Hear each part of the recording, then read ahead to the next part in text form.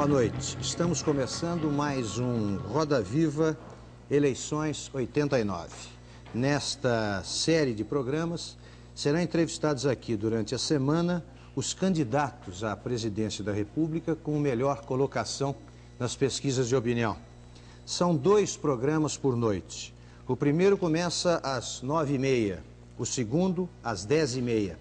Em cada programa será entrevistado um candidato durante 1 hora. Para esta série especial, convidamos 2 grupos de jornalistas que serão os entrevistadores diariamente aqui, representando alguns dos mais importantes veículos de comunicação do país. O Roda Viva Eleições 89 está sendo transmitido ao vivo em rede nacional através da FUNTV e da Radiobras.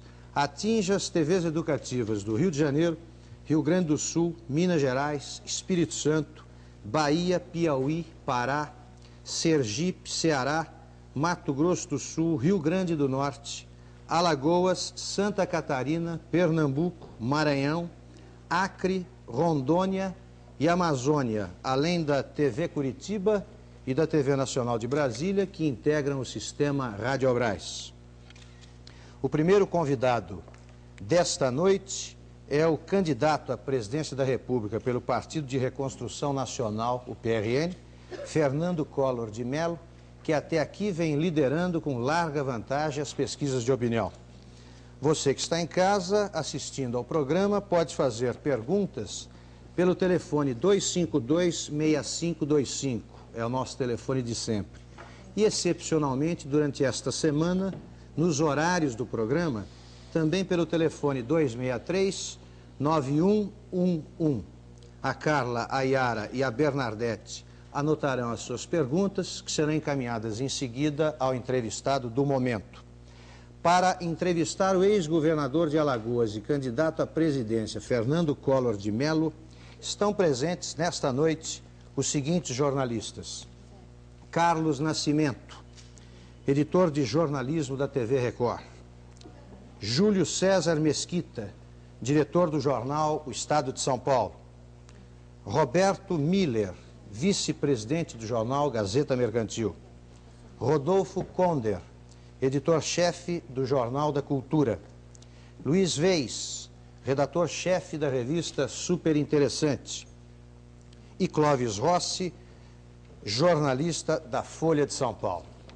Registramos e agradecemos a presença entre nós de convidados da produção do Roda Viva. Governador Fernando Collor de Mello, o senhor tem se apresentado até aqui, durante a campanha, como um político diferente dos demais. E a imprensa tem atribuído, em parte pelo menos, o seu sucesso a esta característica. Agora, tem se registrado adesões à sua candidatura de políticos que compõem o que poderíamos chamar de perfil ortodoxo, isso em vários estados. São políticos tradicionais e são políticos pouco diferentes dos políticos que o eleitorado brasileiro supostamente pretende aposentar pelas urnas. O senhor não teme que esse tipo de adesão desfigure a forma como o senhor tem apresentado a sua candidatura de político diferente dos outros?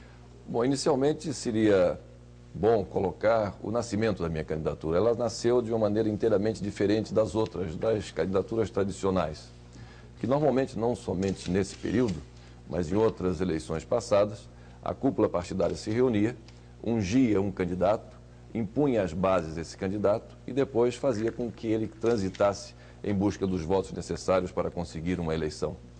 Eu alcancei a liderança das pesquisas, mercê naturalmente do entendimento que existe entre a sociedade civil e a minha mensagem, sem apoio de nenhuma dessas estruturas tradicionais, sem apoio de nenhum governador, de nenhum senador, de nenhum deputado federal, de nenhum grande empresário brasileiro, de nenhum banqueiro, nem do sistema militar. Mas, naturalmente, eu entendo que é necessário que se estabeleçam alianças. Alianças em torno de um ideal, alianças em torno de um projeto consistente de reconstrução nacional. E eu não posso ser o julgador do mundo. Eu acho que somente a Deus cabe julgar o ser humano.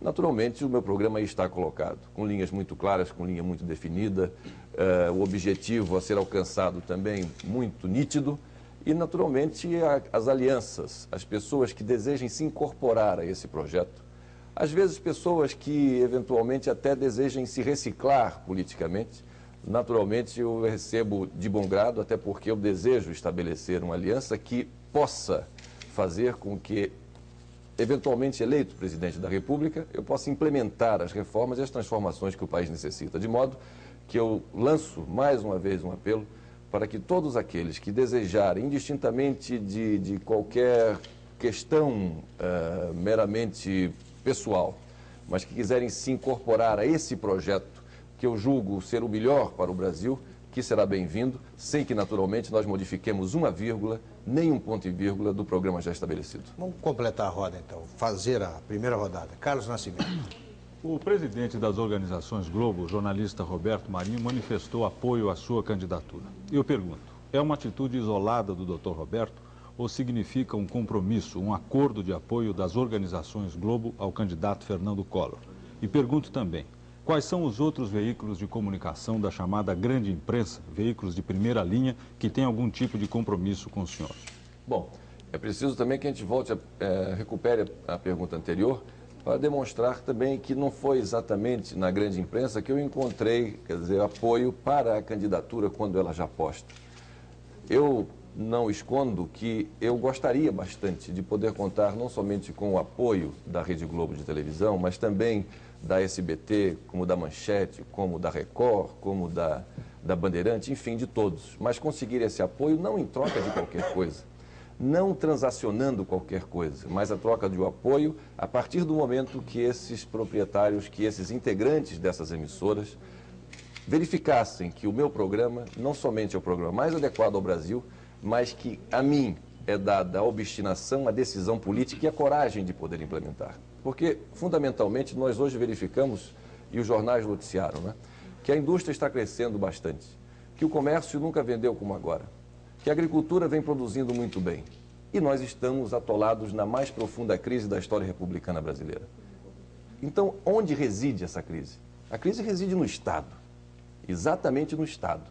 E para que nós possamos lancetar o Estado no seu gigantismo, na sua ineficiência, na sua prática corrupta, é necessário não somente um bom discurso, mas é necessário a obstinação, a decisão e a coragem de poder reduzir esse Estado a um tamanho que permita a ele ser eficiente o bastante para poder, por exemplo, cumprir com as suas atribuições básicas em relação à sociedade, que é poder dar o remédio quando o cidadão dele necessite num posto de saúde, que seja possível dar um pedaço de giz para que a professora possa dar aula e, mais do que isso, que possa pagar salários condignos aos profissionais de educação e de saúde que hoje passam por momentos de muita dificuldade. Não há troca de compromissos com veículos de comunicação? Nem em relação a um veículo de comunicação, nem em relação a quem quer que seja que hoje ou que no futuro venha se incorporar a esse nosso movimento. Roberto Miller.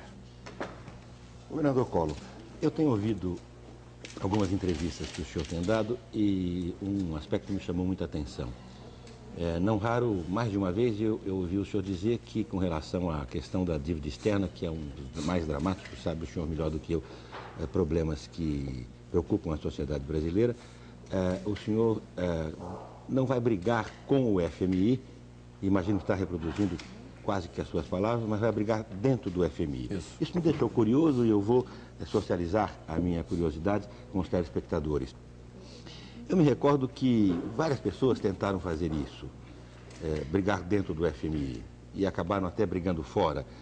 Me lembro de Alan Garcia, no Peru, Alfonsín, na Argentina, Miguel de la Madrid, no México. No Brasil, desde o ministro Delfim Neto, que brigou a seu modo dentro, até o saudoso ex-ministro Dilson Funaro, sobre quem o senhor tem feito tantos elogios, que, cansado de brigar dentro, acabou brigando de fora para dentro e fazendo a moratória. Pergunto ao senhor duas coisas. Como é que o senhor consegue imaginar, concebe ser possível brigar dentro e mudar toda aquela antiga estrutura que impõe aos países pobres uma política tão recessiva e que nos obriga a produzir saldos fantásticos na balança comercial para pagar juros. Como é que o senhor acha que é possível, o senhor, que terá sido pela primeira vez, dentro do Fundo Monetário, que é um ambiente hostil, porque é dominado por os países mais ricos, inverter essa coisa? E a segunda pergunta, se finalmente tiver o mesmo destino dos antecessores, não conseguir, o senhor seguirá o caminho do enfrentamento? Bom, inicialmente é bom que se diga que nós estamos vivendo uma fase inteiramente diferente das fases a que você se refere na sua pergunta. Hoje o cenário internacional é extremamente favorável para uma ampla renegociação da dívida externa que não seja exatamente nas bases em que hoje ou no passado recente essa dívida foi renegociada. A última renegociação brasileira foi extremamente danosa e nós estamos vendo os resultados na ordem do dia, não é?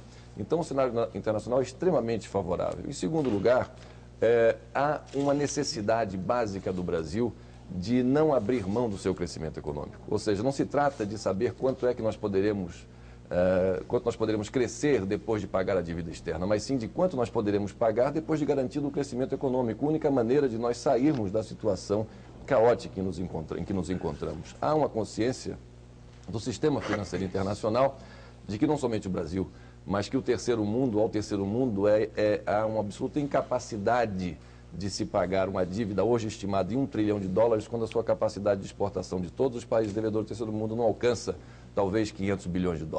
O cenário internacional, volto a dizer, é extremamente favorável. Outro dia, no Rio de Janeiro, depois de um encontro com alguns empresários, 2 banqueiros, credores privados do Brasil, presentes, ao final dessa reunião, eles me chamaram e procuraram saber um pouco mais de detalhes da minha proposta da dívida externa, que trata da retirada do aval do Tesouro em relação a todos esses contratos, da renegociação de uma forma descentralizada, caso a caso, dessa mesma dívida.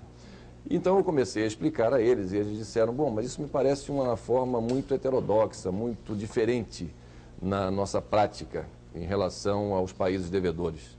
Falei, bom, eu quero que vocês entendam isso como uma senha, como um sinal para que nós possamos promover uma ampla renegociação dessa dívida em outras bases que não exatamente essas em que estão sendo tradicionalmente feitas. Ele disse, bom, mas que proposta o senhor teria? Eu disse, bom, é preciso primeiro se ganhar a eleição para que depois nós possamos oferecer uma proposta concreta a vocês, até porque descobrir o jogo com tanta antecedência talvez não seja o método mais fácil de se conseguir um bom entendimento. Mas eles insistiram e disseram... Desculpe interromper, eu vou pedir que tanto os nossos entrevistadores quanto o governador sejam um pouco mais concisos aí perfeitamente nas exposições, porque esse é o tempo perfeitamente. Bom, então vou concluir. Então, eles insistiram e eu coloquei qual seria uma proposta que me veio assim à cabeça. Eu disse, bom, uma proposta que seria, por mim, aceita para discussão, seria renegociarmos a dívida no montante em que ela está, com 40 anos de prazo, 20 de carência, e juros de 4% fixos ao ano. E qual não foi a minha surpresa quando eles olharam e disseram assim, isso é perfeitamente possível, dá para nós conversarmos. Eu senti que tinha feito, então, uma proposta não muito boa.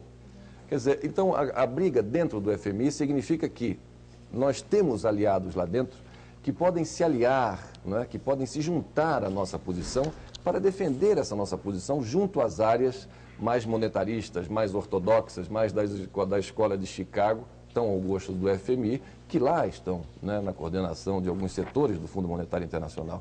É por isso que eu acredito, por eu acreditar que o mundo industrializado não pode penalizar um mercado como o da América Latina e como o brasileiro, não pode ferir de morte com obrigando a que a gente cresça negativamente ou sejamos obrigados a uma recessão, ele não pode nos obrigar a uma situação como essa que vai prejudicar no futuro a todo o sistema internacional. Vamos lá, então. Mais agilidade, todos nós. Luiz Reis. Governador, como todos estamos exaustivamente informados, o senhor é um dos críticos mais veementes do governo do presidente José Sarney. Inclusive, as suas críticas se centram na questão da honorabilidade de mais de um membro da administração federal. Eu gostaria de saber, governador, se, no seu modo de ver, o Brasil de hoje estaria melhor se no Palácio do Planalto, em vez do presidente José Sarney, lá estivesse Paulo Maluf, em quem o senhor votou no colégio eleitoral? Bom, nós precisaríamos partir do princípio de fazer essa comparação em relação ao doutor Tancredo, porque naturalmente o eleito foi o doutor Tancredo pelo colégio eleitoral. E eu não sei se ele lá estivesse... Mas contra Tancredo o senhor votou em Maluf? Se ele lá estivesse, se a situação estaria melhor. Acredito que sim. Em relação ao meu voto no colégio eleitoral, que é tão falado, realmente cumpri com a lealdade de sempre aos partidos aos quais servi, com o meu compromisso. Não me afastei em momento nenhum pelo oportunismo de ir rapidamente para o barco vencedor, e já se sabia que a candidatura do Dr. Tancredo estava vitoriosa 2 meses antes da realização da própria eleição no colégio eleitoral. Eu preferi cumprir e manter os meus compromissos dentro do partido até o último instante, como cumpri dentro do PMDB, até o momento em que o partido resolveu rasgar o seu programa, resolveu rasgar o seu ideário, com a votação dando condições a que o presidente da República ficasse por mais um ano no poder, contrariando o que o partido estava desejando, sobretudo nas suas bases. Fundamentalmente, essa é a posição, e eu não saberia especificamente responder se nós estaríamos melhor ou pior. O fundamental é que nós reconheçamos que a situação em que hoje o Brasil, com que o Brasil hoje se debate, é extremamente grave, é extremamente séria. É a mais grave crise que nós estamos atravessando no nosso período republicano, como afirmei há pouco. E é fundamental que haja, primeiro, a legitimidade do poder, que haja a independência necessária daquele que vier a ser eleito, que haja autoridade e esse pacto de confiança entre a sociedade civil organizada e o futuro presidente da República, para que nós possamos encontrar as soluções mais apropriadas para os problemas que hoje estão atormentando a vida do cidadão brasileiro. Clóvis Rossi. Governador, no seu tijolaço de hoje na Folha de São Paulo, para rebater informações a respeito do uso da verba secreta na sua gestão no governo de Alagoas, o senhor disse que usou essa verba dentro de critérios estritamente da lei, da contabilidade e da ética. Eu gostaria de saber que ética é essa que lhe permite gastar em 5 meses US$ 1 milhão em itens tais como 25 mil cruzados novos, naqueflores, presentes finos, que aliás é da prima da sua mulher, 135 mil cruzados no Enseado Hotel, que é de um contraparente seu, e 58 mil cruzados na Lug táxi aéreo, que é do senador e usineiro João Lira, seu correligionário. É essa a ética que o senhor pretende levar para a presidência? Inicialmente, eu queria... Governador, essa é basicamente a pergunta também do Fábio Valadão de Campinas. Bom, inicialmente eu queria dizer que essa verba não é tão secreta, a ponto de todos terem conhecimento dessa verba. Ao contrário, é uma verba inteiramente aberta, há informações erradas, equivocadas na Folha, em relação, por exemplo, a que Flores não tem nenhum parentesco com a minha esposa. Foi a dona da floricultura que disse. Não precisa se informar melhor. Eu acredito ela mentiu, que... Não sei, mas isso é fácil de se provar, é só ir talvez no, como se chama isso, naquele negócio da Secretaria da Indústria e Comércio, que tem o registro das firmas, para se verificar isso.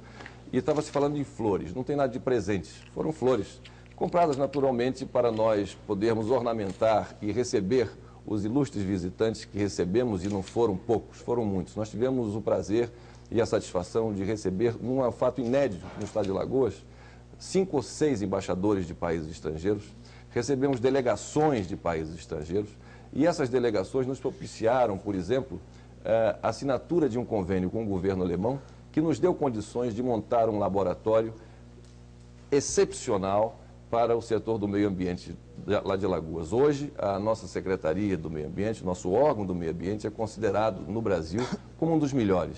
E nós fizemos isso graças às flores que talvez, eventualmente, nós tenhamos recebido das pessoas que lá estiveram. É o caso de se dizer, as flores se transformaram em laboratórios de pesquisa para proporcionar a nós o melhor controle ambiental daqueles que teimam ainda hoje em Alagoas de atentar contra o nosso meio ambiente.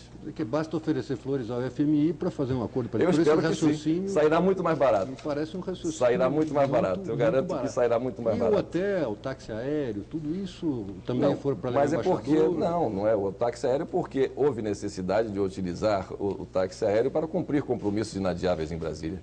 E, naturalmente, eu não posso ser preconceituoso ao ponto de saber quem é o dono para poder alugar ou não um equipamento de uma firma. Eu estaria sendo muito preconceituoso e agindo de uma maneira a perseguir, às vezes, pessoas que não fossem exatamente da minha linha política, o que não faz o meu estilo. Rodolfo Conder.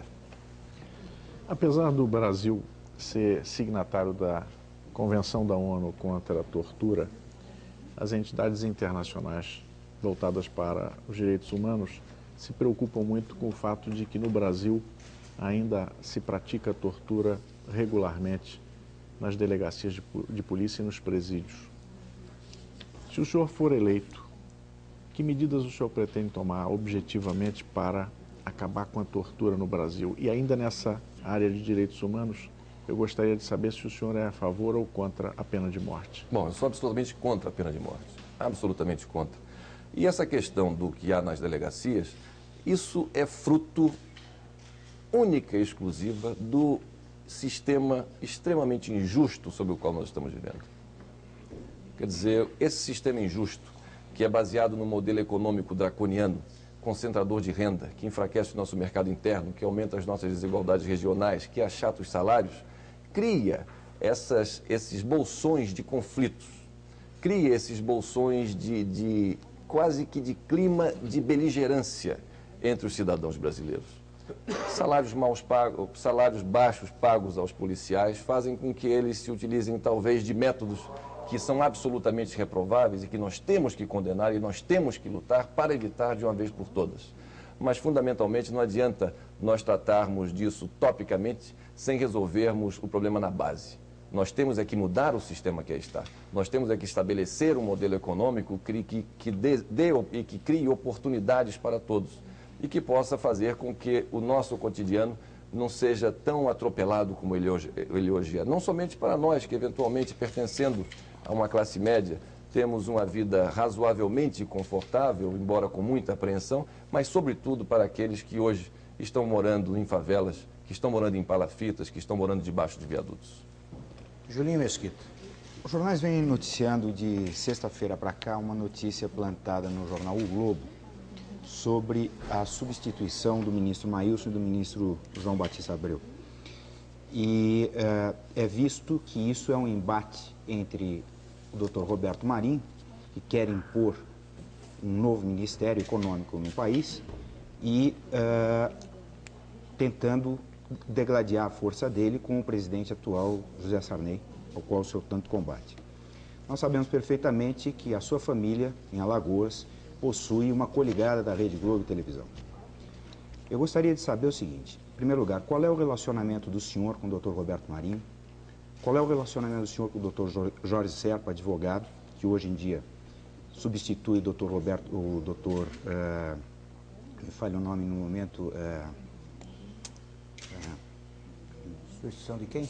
Substitui atualmente o Dr. Armando Falcão, nas organizações Globo. Eu gostaria de saber se esse fato vier a ocorrer no seu governo, de as organizações Globo tentarem substituir algum dos seus ministros, qual será a sua atuação? Bom, ninguém, eu eleito presidente da República, ninguém irá substituir quem quer que seja, né? A minha posição é conhecida por ser de absoluta independência. Eu acho que o que causa muito incômodo na minha presença no cenário político nacional é que hoje, né, no cenário político nacional, é a minha mais absoluta independência em relação a tudo. Os meus únicos compromissos são aqueles que eu assumo em praça pública, que eu assumo em relação à sociedade brasileira, e eu costumo cumprir rigorosamente os compromissos que eu assumo. Então, qualquer ingerência dessa natureza, seja de quem for, mesmo que seja da minha família, ela será rechaçada de pronto. Porque presidente da República, dentro do sistema presidencialista que aí está, que eu espero que algum dia venha a ser o regime parlamentarista dos nossos sonhos, mas enquanto houver o sistema presidencialista, o responsável, aquele que deve conduzir a política do país, é o presidente, e ele não pode abrir mão dessa sua autoridade sob pena de ser, como hoje acontece com o atual presidente da República, ser levado na chacota, ser levado na brincadeira. Governador, antes de liberar a roda aí para entrada em cena, eu queria fazer algumas perguntas de telespectadores. Como o senhor pode ver, são dezenas de perguntas, infelizmente só vou poder fazer algumas. Vou selecionar as mais frequentes. O Aldo José Ribeiro, do Rio de Janeiro, diz o seguinte: no dia 29, vários outros leitores fizeram a mesma pergunta. O Jornal da Tarde publicou a notícia com o título "Collor, o criador de Marajás das Alagoas". Nessa reportagem são listados 65 nomes entre parentes e amigos do candidato que foram admitidos sem concurso público na Assembleia Legislativa daquele estado. Ele pede que o senhor comente essa reportagem. É o mesmo pedido feito pelo Josimar Lopes Barbosa, de Hermelino Barbosa. E Humberto Gomes, de Taubaté, observa o seguinte: que a todas as denúncias de corrupção no seu governo, o senhor responde que suas contas foram aprovadas pelo Tribunal de Contas do Estado. E ele observa que também as contas do governo Sarney, que é acusado de corrupção, foram aprovadas pelo Tribunal de Contas da Não União. é verdadeira essa Então, informação, que não o é senhor verdadeira. comentasse O Tribunal essas... de Contas da União, exatamente, tem vários processos pendentes da administração do atual presidente José Sarney e não aprovou as contas dele. É diferente. Inicialmente, eu gostaria de me reportar ao modo como eu governei Alagoas. Eu fiz uma campanha para o governo do Estado contra o sistema dominante, contra o poder econômico, o desvirtuamento do poder econômico, contra o sindicato do crime, contra os marajás. Não é? Tive, logo nos primeiros meses de governo, um embate com a Assembleia Legislativa do Estado, com o Tribunal de Contas do Estado e com o Tribunal de Justiça do Estado de Alagoas. Pela primeira vez na história republicana do país, um governador levou ao Supremo Tribunal Federal o Tribunal de Justiça do seu Estado, a Assembleia Legislativa e o Tribunal de Contas. Não é? Quer dizer, para demonstrar que realmente a minha eleição para o governo, atrelada a um projeto de mudanças, era para ser cumprido. Muito bem. Em relação sobre a a questão levantada pelo Jornal da Tarde. Sobre essa questão do Jornal da Tarde.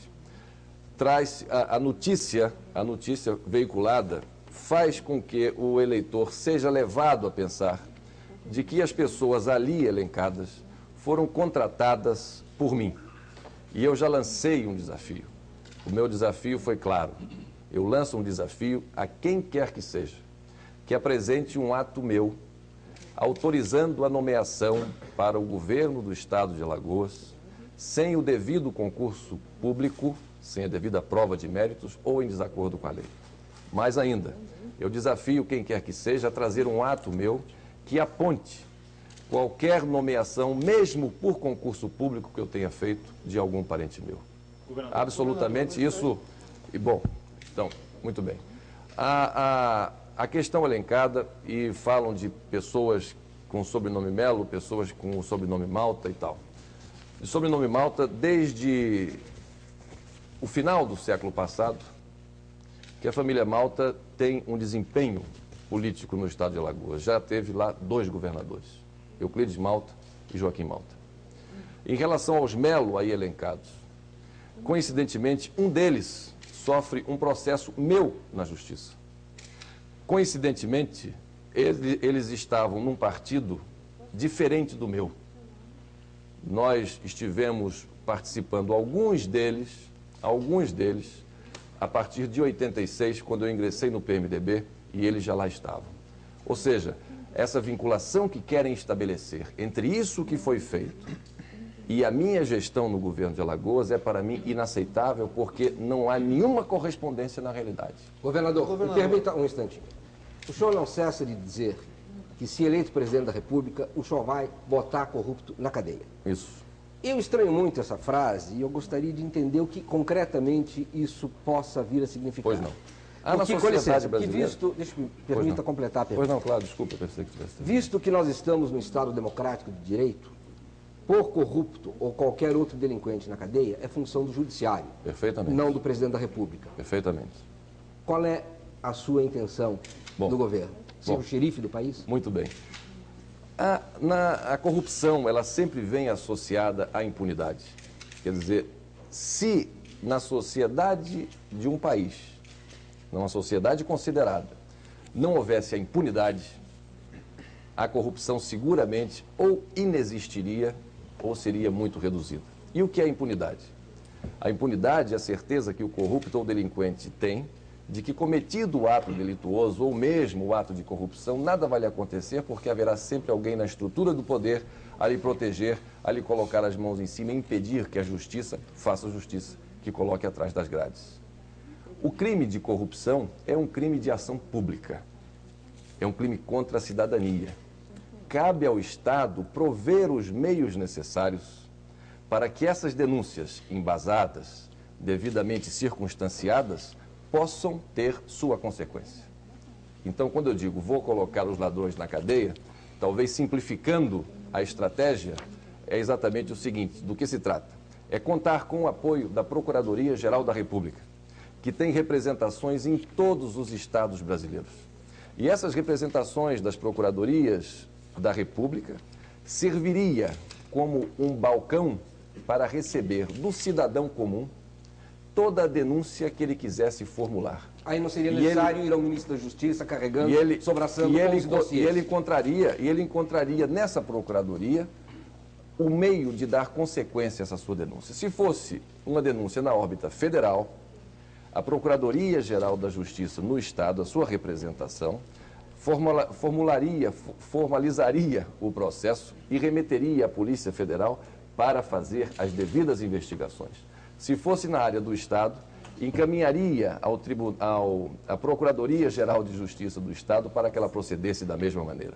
Isso tem um sinal, isso tem um significado, que é estabelecer na sociedade brasileira que não podemos mais conviver com a impunidade. No momento em que um cidadão se sentir penalizado na sua cidadania, nos seus direitos, por corrupção, por atos e por desvios de recursos ou de funções, sejam elas de que natureza for, no momento em que eles sentirem que isso está penalizando um seu direito, ele tem aonde bater a porta, aonde encontrar ressonância ao seu apelo e à sua denúncia. Governador, eu gostaria de fazer algumas observações sobre as suas afirmações, porque elas ficam sempre pela metade. Por exemplo, no caso dos Marajás, tudo bem que o senhor não tenha nomeado Marajás, mas o senhor construiu a imagem de caçador de Marajás e não pode negar que 9 membros da sua família estão empregados na Assembleia Legislativa, independentemente de quem nomeou, com salários de Marajás, de 4 milhões de cruzados, de 4 mil cruzados novos a 2 mil cruzados novos, inclusive o líder do seu partido na Assembleia Legislativa de Alagoas, o deputado Euclides Melo, que não esconde que está nomeado. Inclusive o seu braço direito na assessoria política, o deputado Cleto Falcão, que está também nomeado com salário de 4 milhões e meio, 4 milhões e 900. Eu gostaria de saber o seguinte, se Marajás são só os das outras famílias, e 2, a coisa da verba secreta, o código 3132.05 especifica muito claramente, entre os itens que podem ser envolvidos nesse código, despesas de caráter secreto ou reservado. Portanto, não é verdadeira a afirmação de que essas verbas não são secretas. Parte delas todos sabem a chamada verba secreta. Isso é uma obra de ficção, né? Quer dizer, todo mundo sabe o que consta da verba secreta, né? Tanto que você está relacionando aí todos esses dados. É preciso, eu não posso aceitar essa junção que você queira fazer entre o que houve na Assembleia e a minha participação no governo de Alagoas. Eu não aceito, eu repilo ela com veemência. Em relação àquele que serviu como líder meu na Assembleia Legislativa e que se portou e se ouve com muita bravura e com muita correção, ele pertence a uma família que foi tradicionalmente adversária nossa no estado de Alagoas. O ex-governador Muniz Falcão foi um dos adversários, tio do deputado Cleto Falcão a que você se refere, foi um dos adversários mais ferrenhos do meu pai. E nesse trabalho de pacificação que eu tentei fazer, e graças a Deus consegui em grande parte lá em Alagoas, nós conseguimos reunir as famílias que estavam tão desavindas em função de problemas políticos, né?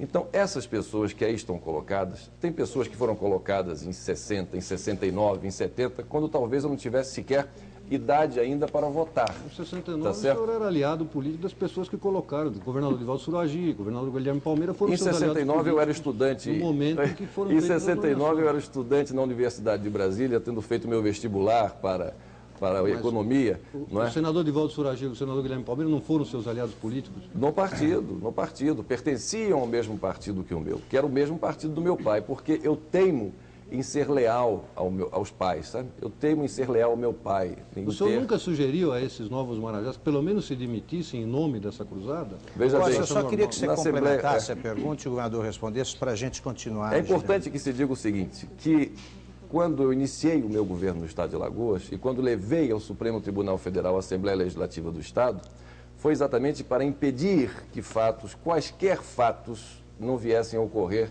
na minha gestão, fossem que poder fosse, mesmo eles tendo absoluta independência. Eu não tinha, na realidade, por que procurar essa briga com a Assembleia Legislativa. Tanto que governei em minoria no decorrer de todo o meu período. Todo o meu período eu estive em minoria na Assembleia, exatamente porque nunca aceitei transformar o meu governo no balcão de negócios, nunca aceitei transacionar com quem quer que seja em busca de mais um voto na Assembleia ou menos um voto na Assembleia. E quando levei ao Supremo Tribunal Federal foi exatamente pelos salários que estavam sendo pagos, pelos subsídios pagos aos deputados e fui vitorioso no Supremo.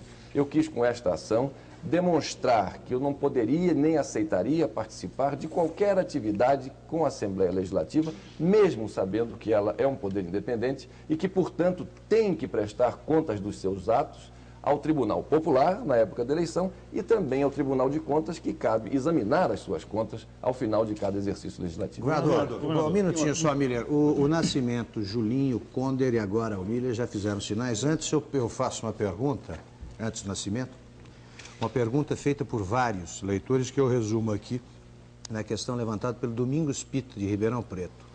Ele diz o seguinte, ele observa que lá em Ribeirão só tem 30 outdoors. Ele quer saber, como outros leitores, de onde vem o dinheiro que financia a sua campanha. Bom, nós temos naturalmente condições, como eu disse outro dia num programa, de, graças a Deus, poder tocar a minha campanha do tamanho das minhas pernas. Não é? Graças a Deus, eu pertenço a uma família que não passa por muitas dificuldades. E, além disso, nós temos outros amigos, sobretudo aqueles que estão fervorosamente adotando essa mensagem de renovação, de recuperação, de mudanças nisso, que podem nos dar a tranquilidade de poder fazer uma campanha rigorosamente espartana. A primeira peça publicitária que nós temos, fora os adesivos, é esse outdoor. Todos os outros candidatos já iniciaram a fixação de outdoors a partir de janeiro deste ano. E nunca foi feita nenhuma admoestação, nunca foi manifestada nenhuma preocupação por isso. No momento em que, 6 meses depois de iniciado o ano eleitoral, eu coloco uns outdoors nas cidades, coloco uns outdoors nos estados brasileiros, parece que o mundo está desabando. Naturalmente, isso está, como houve uma interpelação a nível judicial, eu estou lá com o meu advogado, que vai responder e demonstrar, item por item, de onde está vindo o recurso, como está vindo esse dinheiro, como ele está sendo aplicado, de acordo com a exigência da Justiça Eleitoral. Eu espero que todos façam a mesma maneira. Nascimento, depois Julinho. Governador, o senhor acaba de dizer que vem de uma família que não passa necessidades, enfim, que não tem dificuldades. Eu diria até que o senhor é um homem rico, né? Agora, por que razão o senhor abandonaria a classe social a que pertence e que hoje tem os privilégios neste país e se dedicaria a resgatar a situação aí de mais da metade dos brasileiros que vivem na mais absoluta miséria? E mesmo que o senhor quisesse fazer isso, como é que o senhor conseguiria? Bom, é necessário que a gente remeta um pouco ao passado. O meu avô materno, Lindolfo Collor, foi o criador do Ministério do Trabalho. Ele foi o primeiro ministro do Trabalho do Brasil e, ao mesmo tempo, foi ele quem criou a legislação trabalhista que até hoje socorre e acode o trabalhador que busca os seus direitos. O meu pai, Arnon de Mello, foi governador de estado eleito pelo voto popular, lutando contra uma oligarquia sanguinária no estado de Alagoas e conseguiu fazer naquela ocasião, naquela época tão difícil, conseguiu fazer prevalecer, não é, aquele seu ideário de poder pacificar a sociedade alagoana que naquela época estava absolutamente conflagrada. O fato de pertencer a uma família rica, uma família rica, eu não sei qual é o padrão hoje, porque com essa inflação é difícil a gente saber quem tem e quem não tem, né? Porque o que tem hoje com essa inflação se evapora. Mas que não tenha muitas dificuldades, eu diria que isso naturalmente faz com que me alerte esse sentimento de que alguma coisa deva ser feito com urgência. O quê? Para que nós evitemos o colapso da sociedade brasileira. O quê, hoje, o que nós estamos acontecendo é que a falta de referências na sociedade faz com que hajam os embates, né, entre classes sociais, entre pessoas, entre até amigos. E essa desagregação é o primeiro passo para a finalização, né, de um ciclo que nós esperamos que essa finalização não seja dada de uma maneira muito danosa para todos nós. Para ficar o que fazer? Medida Carlos, o que fazer? Viu, Carlos? Eu peço para você que seja bem conciso aí, porque senão a gente não completa. O que fazer? O que fazer? Quer dizer, nós sabemos que é absolutamente impossível nós estabelecermos uma política salarial consistente, de nós estabelecermos uma desconcentração de renda com um processo inflacionário como esse que nós estamos assistindo. É impossível, absolutamente impossível, se ter alguma política, seja na área industrial, seja na área social, seja na área agrícola, seja na área financeira, sem que nós controlemos esse dragão que consome as nossas energias, chamado inflação. Então, quando a gente fala para melhorar a qualidade de vida da população brasileira, isso deve ser entendido da seguinte maneira: trazer e estabelecer o bem-estar social. O que significa o bem-estar social? Significa viver numa sociedade com uma inflação baixa, com os salários recuperados de acordo com esse índice baixo de inflação, mantendo a sua condição de compra, mantendo a possibilidade de uma família poder alimentar, ter a sua habitação, poder se deslocar para o seu serviço. Perdão, governador, eu não por favor, Luiz, mas isso todos os candidatos acham. Bom, não há quem não afirme isso. Mas o que falta é a decisão, a determinação e a coragem de promover essas reformas. E isso eu tenho. Eu tenho essa coragem, essa determinação e essa obstinação de promover as reformas do país. É aí que está a diferença. Até porque soluções econômicas, todos nós sabemos que não são mágicas. Ninguém vai tirar o coelho da cartola para dizer que descobriu uma nova fórmula. Não há essa. As fórmulas estão aí em todos os compêndios, estão aí para todos aqueles que estudam. O que diferencia é o seguinte, é a possibilidade que uns têm de promover isso, de aplicar essas medidas e que outros não têm. Seja porque não tem independência, seja porque não tem a determinação e a decisão política de promover essas reformas. Governador, eu vou pedir ao senhor um pouco mais de concisão nas respostas. Eu sei que as questões são importantes, mas o tempo é realmente curto. E peço também desculpas aos telespectadores, porque, evidentemente, só algumas poucas perguntas poderão ser feitas. Uma delas, antes do Julinho Mesquita. Também resume a preocupação ou a curiosidade de vários outros telespectadores. O Weimar Brandão, de Perdizes, quer saber se algum corrupto foi preso em Alagoas. Os corruptos lá de Alagoas saíram todos, né? Aqueles que estavam encastelados no poder foram devidamente os seus processos abertos e colocados para fora. Muitos deles, inclusive, fugiram até do próprio Estado, porque sabiam que se lá permanecessem, estariam atrás das grades. Julinho. Governador, depois Rodolfo, o Miller, atual governo do presidente José Sarney está anunciando no dia de hoje uma série de medidas econômicas, entre elas a venda da Casa dos Ministros. Se ele tiver sucesso nessa medida e conseguir vender a Casa dos Ministros, e se o senhor for eleito, os seus futuros ministros não poderão habitar essas casas. O que o senhor acha dessa medida? Bom, essa medida do atual presidente da República, ela vem posteriormente à inclusão no meu programa de governo exatamente disso.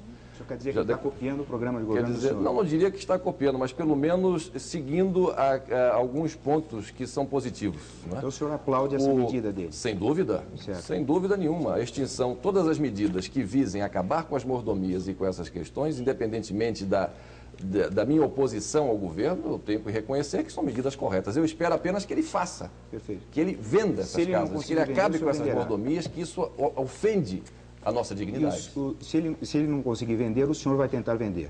Não, tentar não, venderei. Venderá e colocará seus ministros aonde? Um local onde eles acharem melhor. Eu não estarei preocupado exatamente para saber onde é que eles irão morar, mas apenas que eles podem morar aonde desejarem, menos sob os auspícios no seu programa, por favor, Julinho, só para que você complete. Por exemplo, que tipo de habitação deve ter um ministro? De jeito nenhum, ao contrário, o ministro tem que morar na sua casa, do jeito que ele achar conveniente. Rodolfo Conder, depois Roberto Miller, Luiz Reis. A ecologia é uma questão essencial hoje no cardápio da modernidade. O senhor acha, por exemplo, que essa questão da Amazônia é uma questão que aceita, acolhe interferências de outros países? A ecologia para o senhor é uma questão supranacional, evidentemente, que permite interferências de outros países, ou o senhor vê isso com os olhos do nacionalismo e da preservação da soberania nacional? Eu fiz uma viagem há poucas Governador, semanas. É um bom desafio para uma resposta mais curta essa questão. A Amazônia é bastante extensa, a questão... Há poucas semanas atrás eu estive viajando ao exterior, mantendo contato com vários chefes de Estado. E o que me levou a essa viagem foi tratar de 3 assuntos básicos. O primeiro, a questão da integração da Latinoamérica ao continente europeu, já que nós somos um reflexo do continente europeu. Em segundo lugar, a questão ecológica. E em terceiro, a questão da dívida externa. Na Alemanha e na França, eu encontrei uma preocupação muito grande com a questão ecológica e basicamente centrada na Amazônia. E senti também nas conversas que mantive um interesse de associar a solução da questão da dívida externa com a questão amazônica. Ou seja, trocar, como foi feito aqui há poucos meses atrás, pelo atual ministro das Relações Exteriores, em contato com um grupo de senadores americanos, em que ele aventou a possibilidade de se trocar $1 bilhão da dívida externa por 1 milhão de hectares da floresta amazônica, o que é absolutamente reprovável sob todos os aspectos. E quando esse assunto me foi tratado por esses chefes de Estado e por alguns presidentes da República, imediatamente eu disse, olha, eu não posso considerar essa possibilidade. Eu acho que a dívida externa é uma coisa, a questão amazônica é outra. E vamos encontrar soluções estanques para cada um desses problemas, sem que nós tenhamos que subordinar a nossa soberania à solução da questão da dívida externa, vendendo as nossas riquezas naturais. Eu incorporei a tese do professor Samuel Benchimol e levei para esses chefes de Estado, que é a instituição de um imposto internacional sobre poluição. Ou seja, cada país, a ONU coordenaria esse trabalho e aplicaria esse imposto sobre os países que estivessem poluindo de qualquer forma, com qualquer origem, o nosso ecossistema. E se estabeleceria uma alíquota, tantos dólares por tonelada de gás emanado e colocado na atmosfera e assim por diante. Isso formaria um fundo. Esse fundo, então, os recursos desse fundo seriam aplicados em projetos de preservação do meio ambiente naqueles países que estivessem demonstrando rigorosamente compromissos com a preservação ambiental. E quando eu levei essa proposta, muitos deles não gostaram. Felipe González, o primeiro ministro espanhol, achou muito boa a ideia, o primeiro-ministro Rocard também, mas não encontrei a mesma receptividade, por exemplo, na Alemanha e na Inglaterra. Por favor, que a fila de entrevistadores é grande. Nós não somos exatamente, o que eu não aceito é que o Brasil seja colocado no banco dos réus pela poluição que vem acontecendo no mundo. Não somos nós, por exemplo, que estamos soltando bombas atômicas no atol de Mururoa. Não somos nós que estamos soltando bombas atômicas no deserto de Nevada. Não somos nós que estamos causando as chuvas ácidas nas florestas do Canadá, nem nas florestas da Escandinávia. Não somos nós que nos negamos a assinar a moratória da pesca da baleia. Não somos nós que estamos jogando fluorcarboneto na atmosfera a ponto de perfurar a nossa camada de ozônio. Não somos nós que estamos jogando monóxido de carbono para causar o efeito estufa. Ou seja, os países industrializados têm uma responsabilidade muito maior do que a nossa em relação à degradação ambiental. É preciso que cada um de nós, isso sim, varra a sua própria casa. O Brasil e a sociedade civil devem fazer esforços junto ao governo para que ele tome medidas efetivas no sentido de preservar o nosso meio ambiente. Se os países industrializados desejarem participar com fornecimento de tecnologia sem naturalmente cobrar royalties, muito bem, eu acho que será muito bem-vinda. Agora, nunca uma interferência na nossa soberania no que tange a questão ambiental. Roberto Miller. Governador, por falar em tecnologia, o senhor é um governador do Nordeste. Existe uma questão controversa e eu gostaria de saber a sua opinião. Por forte inspiração do atual ministro Roberto Cardoso Alves, do governo que o senhor tanto combate, estão sendo criadas as zonas de processamento e exportação, que em muitos lugares, muitas pessoas comparam a verdadeiros paraísos fiscais, a setores desnacionalizantes, importadores de caixas pretas, mas muitos governadores do Nordeste, supondo que aquilo possa trazer algum progresso, estão a favor. Eu queria saber a sua opinião. O senhor é a favor das EPS ou o senhor é contra como os industriais? No momento em que essa questão das EPS começou a ser tratada, participando do Conselho da Sudene, eu ficava preocupado porque em nenhum instante esse assunto foi levado à deliberação do Conselho. Em nenhum instante. E eu cobrava insistentemente que alguma literatura nos fosse enviada, que nos encaminhasse para debater conosco no plenário, conversar conosco no plenário do Conselho Deliberativo da Sudene, alguém que nos mostrasse o que seria uma ZPE. O impacto de uma ZPE numa economia de um estado nordestino, a consequência da instalação, da possível instalação de uma ZPE e assim por diante, em que se consistiria, qual era a filosofia desse projeto, né? Se não haveria uma concorrência muito grande, inclusive com empresas já estabelecidas no sul do país e assim por diante. E, infelizmente, esse assunto em nenhum momento foi levado à discussão no plenário da Sudene. Nós não recebemos nenhum tipo de informação. E até hoje o senhor está sem opinião formada sobre isso. E por isso foi assinado, inclusive, não sei se vocês se lembram, mas isso demorou para ser assinado. Vai ser assinado hoje, não depois amanhã. E de repente a gente viu que o decreto havia sido assinado lá rapidamente, de uma maneira pouco transparente. Então, como essa coisa não está muito bem definida, como isso não está muito bem explicado, eu não posso emprestar o meu apoio enquanto eu não conhecer pelo avesso qual é rigorosamente a proposta dessa ZPE e o impacto que ela vai ter, não somente na economia do Nordeste, mas em relação também a outros estados de outras regiões do país. Governador, o senhor frequentemente fala como se já estivesse eleito. E não haveria aí um perigoso excesso de autoconfiança? Ao contrário, ao contrário. O governador também fala, não só como se tivesse sido eleito, mas como se houvesse entre o Palácio do Planalto, que o senhor espera ocupar a partir de 15 de março, e a sociedade brasileira, um vácuo. Eu não tenho ouvido o senhor se referir muito ao Congresso Nacional, a partidos políticos. O senhor é candidato por um partido recém-nascido. O senhor, embora descendente de uma estirpe de políticos, vai governar com minoria se for eleito. Há quem veja aí o germe de uma crise institucional de um lado, pelos poderes que o Congresso passou a ter depois da Constituição, e há quem veja também, de sua parte, uma vocação autoritária e bonapartista. O meu compromisso... Duas perguntas, então. Posso? O meu compromisso é com a democracia. Nós todos... Governador, desculpe, não, primeiro, eu gostaria que o senhor começasse ressalvando a importância da pergunta do Vez, ele pelo começo, que o senhor se considera eleito, para depois... Sim. Então, quer que comece por lá? Por favor. Então, não me considero eleito, absolutamente. Não é? Eu acho ninguém mais do que eu vem dando provas de que não se considera eleito. Eu tenho trabalhado 18 horas por dia, tenho viajado por esse Brasil inteiro, tenho procurado de todas as maneiras mostrar o meu programa, mostrar a minha mensagem em todas as localidades desse país.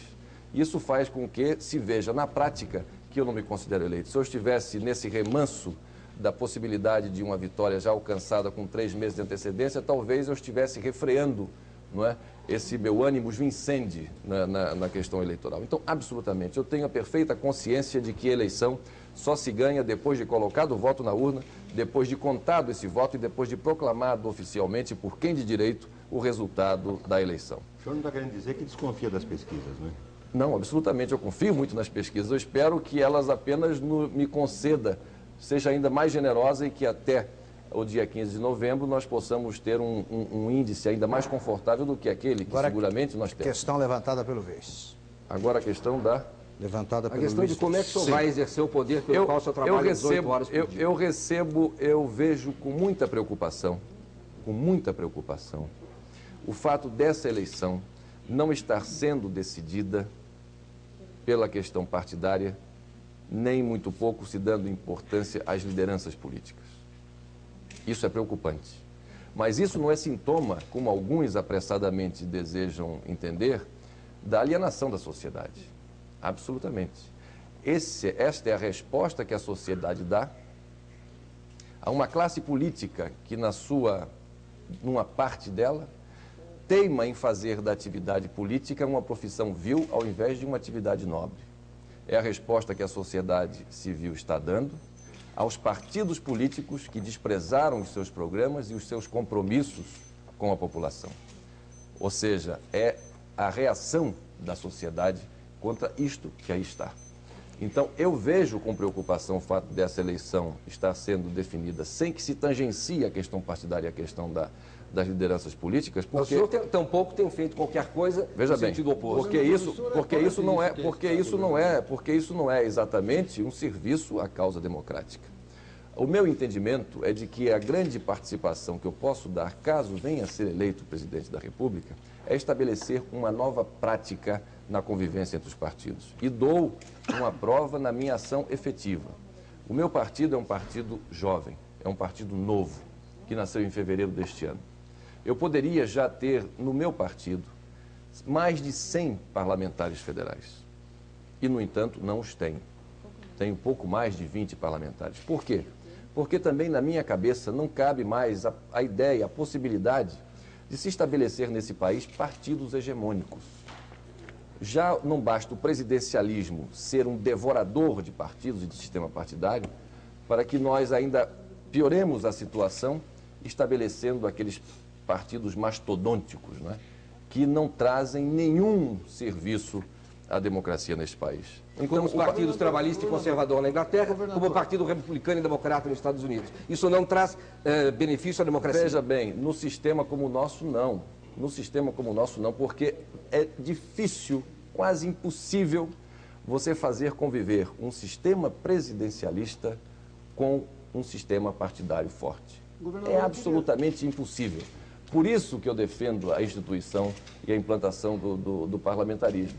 Porque o parlamentarismo, sim, ele convive bem com partidos. A partir da instituição desse sistema de governo, nós teremos possibilidade de criar, de estabelecer no Brasil partidos com contornos definidos, partidos ideologicamente consistentes, de modo a que a sociedade possa se sentir refletida neste ou naquele partido. E saber dele e fazer dele como os verdadeiros condutos das aspirações populares junto aos centros de poder. Por favor, Miller. Só para ficar no tema, Miller, por favor. Isso já está... Governador, quando o senhor ouvir várias horas, o senhor olha para mim, por favor. Nós temos só 4 minutos. Eu pediria que todos fossem mas extremamente concisos agora para que possam falar. A minha Governador, eu queria entender. uma palavra Julinho, só. Eu gostaria de saber o seguinte, o senhor é a favor ou contra o aborto? Eu sou contra o aborto. O senhor é a favor de que igreja? Progressista ou tradicional? Eu sou católico, apostólico, romano e vejo na igreja como um todo uma demonstração da religiosidade da nossa fé. Eu queria entender essa história de políticos contra isso que está aí. O senhor é parte disso que está aí. O senhor foi membro do partido do governo durante todo o ciclo militar, foi prefeito biônico de Maceió, foi deputado federal, aliás, com poucos projetos apresentados, na maioria deles de cunho estatizante, de benefícios ao Talvez seguindo público. o exemplo do Dr. Tancredo, o exemplo de outros assim também, né? Que... O Dr. Tancredo, ao que me consta, não foi membro do partido de sustentação do governo. Foi membro do parlamento. Mas não tem nada a ver com o regime militar. Claro. Mas não sei que o senhor confunda o executivo com o parlamento. Isso, né? Foi membro do parlamento. Mas foi sempre do partido da oposição. O senhor foi também governador ou seja... O que é o seguinte, rigorosamente, essa é a minha posição, não é? A minha posição é essa. Realmente, o fato de ter sido sempre leal ao meu pai, não poderia deixar jamais de segui-lo, como se hoje ele estivesse vivo. Eu estaria seguindo rigorosamente o que ele dissesse, mesmo que não concordasse, mas estaria seguindo ele, estaria seguindo o que ele me dissesse, sem dúvida nenhuma, né? Eu fiz isso o decorrer de toda a minha vida, até o dia em que ele deixou a minha família e nos deixou a todos, né? Então, fundamentalmente, o que eu defendo é o estabelecimento de uma maneira de se fazer política baseado na austeridade, na dignidade, na honradez, no caráter, na vergonha, na verdade. Austeridade, e é isso, por favor, $1 milhão em 5 meses. E é isso que eu desejo. Rapidinho, Miller Nascimento encerra o programa. A Constituição prevê lá para frente. O senhor, eleito presidente da República, enviará uma mensagem ao Poder Legislativo propondo antecipação do parlamentarismo para que haja durante o seu governo? Veja bem, eu entendo que caso eu venha a ser eleito, eu poderei dar uma grande colaboração, uma grande contribuição à implantação do sistema parlamentarista. Como? Sendo o presidente, sempre se eleito for, né, que vai fazer a transição de um sistema para o outro de acordo com o que reza um dispositivo constitucional que já estabelece, né, a revisão constitucional e também o novo plebiscito para se estabelecer se monarquia, presidencialismo ou parlamentarismo como o sistema de governo que a sociedade mais deseja.